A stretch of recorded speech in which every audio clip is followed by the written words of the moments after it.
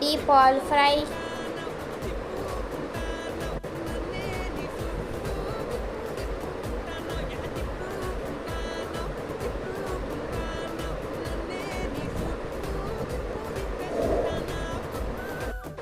ఒక ప్లేట్లోకి తీసుకొని మళ్ళీ ఆయిల్లో వేసి గార్లిక్ అవన్నీ వేసి జింజర్ వేసేసి ఆనియన్, చిల్లీ, పెప్పర్, కొత్తిమీర అవన్నీ కలిపి sauces, vinegar, soya sauce, red chilli sauce, ketchup అవన్నీ వేసి ఒక గ్లాస్ నీళ్ళు వేసి బాగా కలిపి ఆ వేయించుకున్న గోబీని దాంట్లో వేసి నీట్గా కలిపితే మన గోబీ మంచూరియా రెడీ అయిపోతుంది.